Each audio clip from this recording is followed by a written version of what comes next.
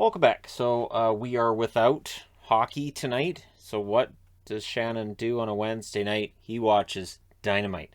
And it's nice to be able to watch a full episode of Dynamite and not worry about a hockey game getting in the way. Honestly, this show is just such an easy watch. For wrestling fans, it is absolutely fantastic. This little bunny here. Here, just a sec, sweetie. Just a sec. Come here. Come here. Just a sec. So I'm wearing my Adam Cole shirt, the All Elite Baby. There you go. See, I just had to get you off the shirt just for a sec. So the Holiday Bash is what tonight's Dynamite was, and it was fun. It was a fun show.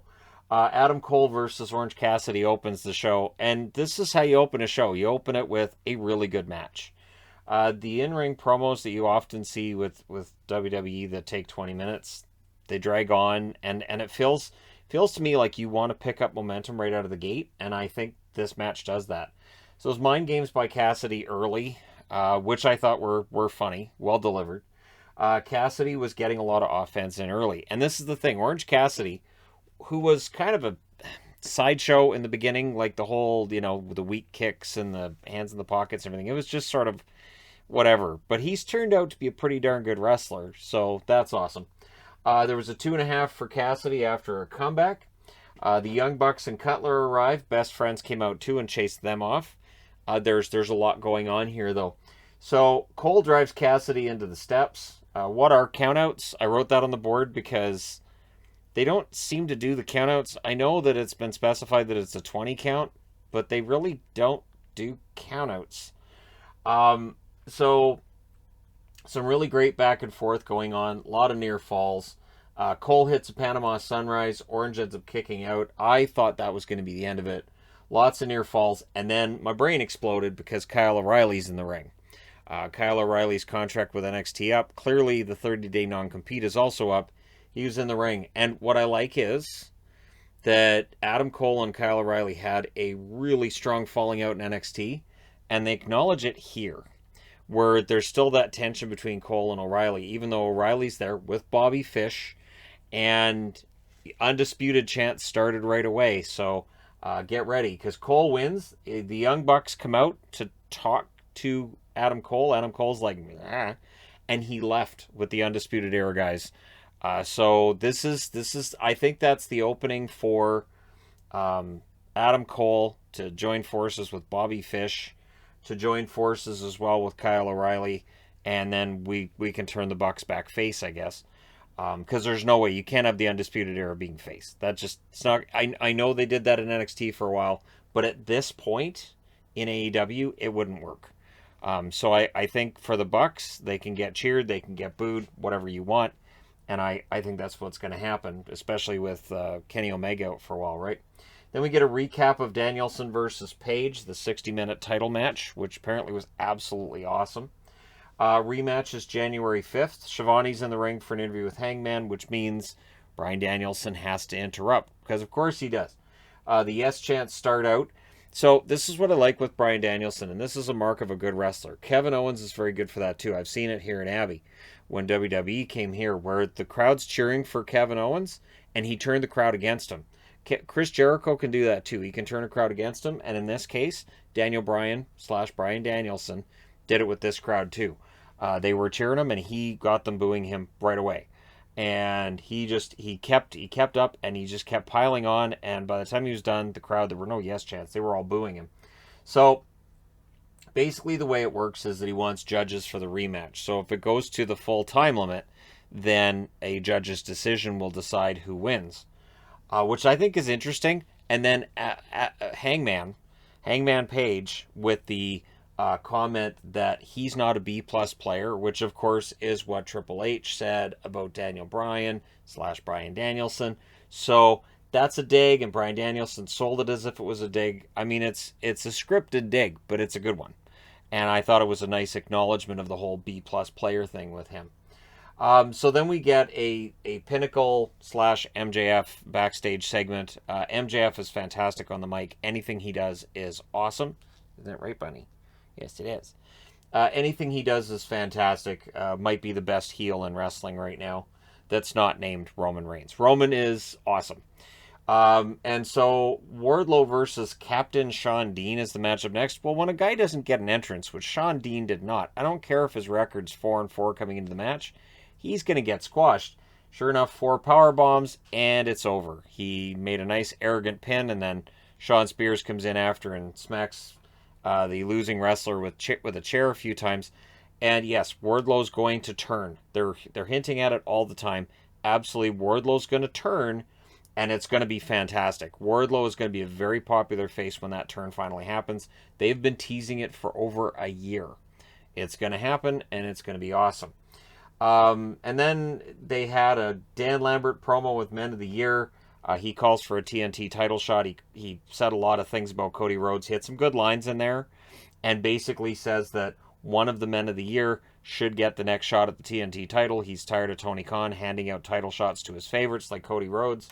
And so, yeah, Lambert is able to ride that line where he's in kayfabe, he's in character, but he's also talking about stuff that people on the internet may feel. Maybe there's some wrestlers backstage that feel this way, and there's just enough reality sprinkled in there that Lambert makes the crowd angry, and yet this was a segment that showed if Lambert at some point in time is booked as a face character, he may be able to throw the best insults in the history of wrestling. And Lambert's not a wrestler, but he may be able to throw the best insults in history. He's absolutely fantastic. He's gold on the mic. Then there's the Britt Christmas party thing, which was weird. Right? Was that the whole, they were backstage and Jamie Hayter's there and Rebel as well. Jamie Hayter looks absolutely fantastic. The one thing with Jamie is that people keep talking online about how she doesn't do the DMD thing. She hasn't done it the whole time. Because that's not really her character. It's Rebel will do that. Tony Schiavone will do that. Britt obviously does it. It's her thing, but Jamie Hayter never has. I thought Hayter, too, during that segment, her body language was really quite funny. I don't know if it was supposed to be funny, but came off as entertaining for me. I'm a huge supporter of Jamie Hayter, and when the day comes that her and Britt have a falling out and that match takes place, I think it's going to be awesome. Although I know Jamie's record isn't fantastic right now. So she talked about the Riho title match, and so we'll see how that goes. I would think Britt retains against Riho, but it's going to be a fun match, right? Then we talk about the Owen Hart tournament and Owen Hart, who he was as a wrestler.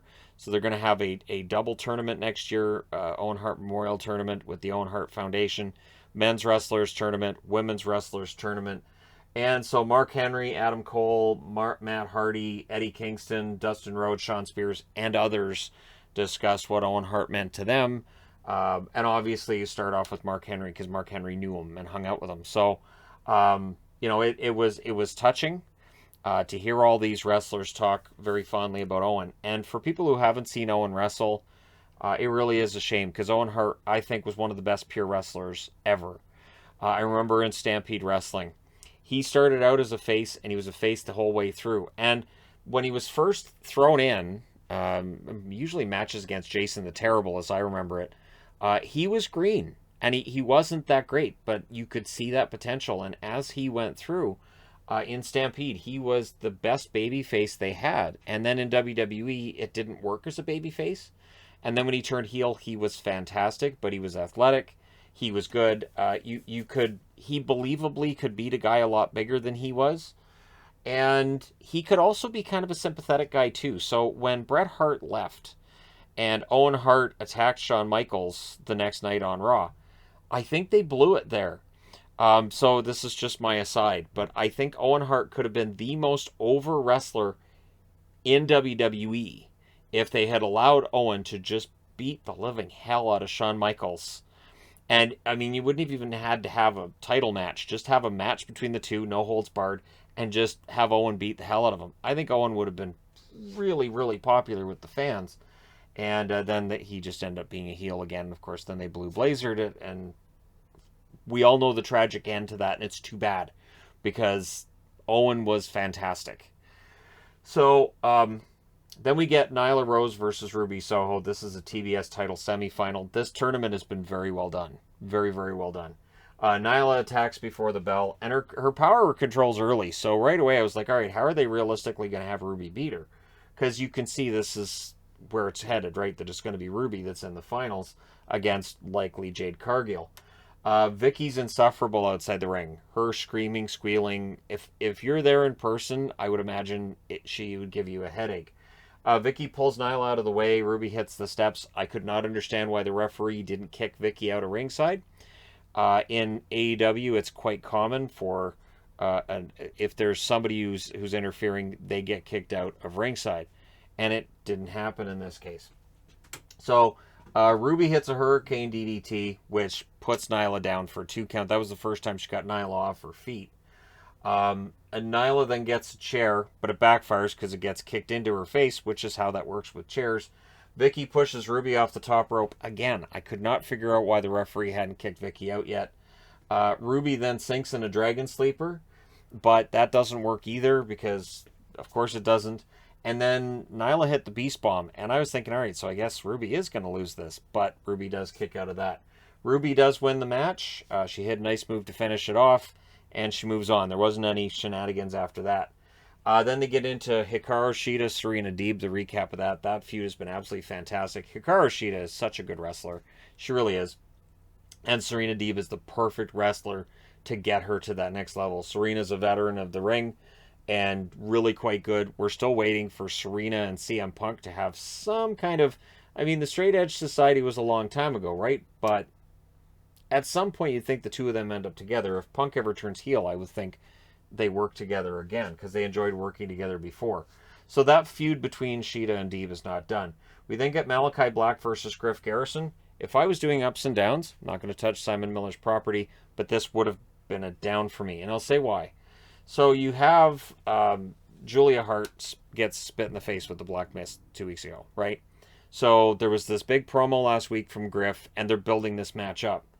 And then, I mean, really, Malakai Black just destroys him. So I'm not sure where this feud is going, other than, I guess, Brian Pillman's next up, right? Suicide dive by Garrison. Black's kicks take control. His kicks look pretty strong and pretty good. And this is, of course, in wrestling where wrestlers routinely pull punches and kicks. He works Griff's knee, and he ends up winning it by submission. And then Pillman Jr. comes into the ring, and so Black kicks him too. So I'm not sure where this is headed. He left with both members of the Varsity Blondes down in the ring. Now, one speculation that's out there, of course, is does Julia Hart, when she comes back, join the House of Black? It's possible. Julia Hart has that sweet girl next door image, much like Alexa Bliss did when she first debuted in wrestling. Turning Julia heel and putting her with Malakai might be a really good move, right? It would definitely put her in a position where she'd be more of the ringside manager type, and she would be able to learn her trade a little better. One complaint about AEW that I've seen a lot is that they have wrestlers in the ring before they're necessarily ready, and that's a thing, but they don't have a developmental at this point, so that's just how that's going to work right now. I don't criticize their setup because I get it that a lot of these young wrestlers who might need more development time, they're developing right in front of us. We're watching them become better wrestlers. Anna Jay being a good example in the women's division. So Jurassic Express, Private Party then have their backstage segments. Matt Hardy yapping away. I'll agree with Simon Miller too that Christian clearly is going to end up turning against Jurassic Express. So on Saturday's show on Christmas night, which I don't think I'm going to watch, you get Jungle Boy in a match with Isaiah Cassidy. That is going to be an absolutely fantastic match. That's going to be barn burner, fantastic, 5-star match. And then you get to the main event, which was MJF and FTR against CM Punk, Sting, and Darby Allin. And the attention to detail here was well appreciated. You have Punk wearing a basically Sting's makeup from the 80s. He's also wearing tights reminiscent of what Sting would have worn in the 80s, complete with the kick pads. Punk's in Sting's makeup, and Sting was wearing Punk-themed makeup. So basically, Sting's face paint was made up like the CM Punk t-shirt that I have with the fists and the lightning, and CM Punk was dressed up like Sting. He had the Sting makeup and the Sting tights. Sadly, Sting's tights didn't reflect CM Punk. That's the only thing. And Darby had pink makeup instead of the white. So I thought it was nice. Nice that they all dressed up like one another and they all coordinated before the show. It's nice to see some coordination of the tights, because during the Pinnacle backstage segment earlier, MJF had said, look, we're going to win because we can work together, and we don't think they can, which of course tells you that that's not going to happen. MJF wouldn't fight Punk. Tagged out as soon as the match started. This is the beauty of this match. For all of the writing on here, MJF never once got into it with CM Punk. So he refused a second time. There was an ovation then when Sting was tagged in. The fans were demanding, we want Sting, and they got him. MJF bails a third time on Punk. And at this point, the crowd is just choked, right? Punk chases MJF throughout the arena. He doesn't get him. And this again is one of those, shouldn't somebody be counted out moments? Darby is tossed around by FTR outside the ring. Darby with a roll up for a 2 count when they get back in the ring. There's a hot tag to Sting. He cleans house, which is how those work. Sting gets the death lock on Dax, I should say, Dax Harwood, and MJF breaks it up. So then there's a hot tag to Punk. Knee strikes on FTR. Crossbody, kick out by Cash. When Punk's in here beating these guys up, MJF is hiding by the timekeeper's table. So Dax tags in. Punk takes too long on the top rope. And I say that knowing that somebody interfered and stopped him, but at the same time, he just kind of stood there and waited for somebody to pull him off the top rope. Punk kicks out at 2 after a really nice combo by FTR. Sting breaks up a pin, and then he no-sold a DDT from MJF, which I thought was kind of a nice moment too. And that's Sting from the 80s too, because that's very, when The Undertaker was doing his thing in WWE, Sting was known for that too in WCW. And then he takes MJF, throws him over the top rope, and MJF landed on his head. So FTR did their best to catch him, and they broke his fall a bit, and he seemed okay after, but when a guy lands on his head like that, it's worrying. So immediately, FTR goes over and checks on MJF. You could see they checked on him. One thing I'd say too, Dax talks a lot in the ring. You could see him telegraphing moves a lot. Of the 3 wrestlers on that team, he definitely was talking a lot to the opponents. So there's a top rope dive to the floor to the floor by Sting. And of course, when Sting's diving off the top rope onto 3 guys, one of them that might have a concussion, you get a little bit nervous. Dax then takes all 3 finishers. MJF was in the ring. They were going to beat him up. And Dax shoves him out of the ring and takes all 3 finishers. And he eats the pin. So this is one of those nice storytelling things, right? So Dax has sacrificed himself in this match for MJF. Would MJF have done it for him? Hell no. So eventually, maybe that comes back. Maybe this is one of those things Wardlow brings up at some point. Like, hey, you guys are doing all this stuff for MJF. You know he wouldn't do it for you, right? So there are things that can be put out there for Pinnacle, or you can just play it off and say, nope, they're a team and this is how it works. And then MJF, he goes to the announcer's table and he says, Punk ran like a coward the whole match. Which is just great.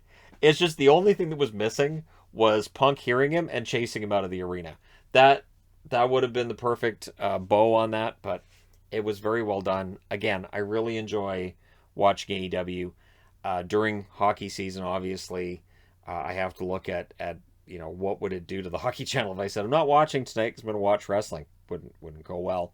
But yeah, this was a lot of fun. Really, really enjoyed it, and I wanted to do the review because I watched it tonight, and I've got this tiny little bunny rabbit here who's a few weeks old, and she's very cute, and she's going to be available for adoption in probably about a month, along with her siblings.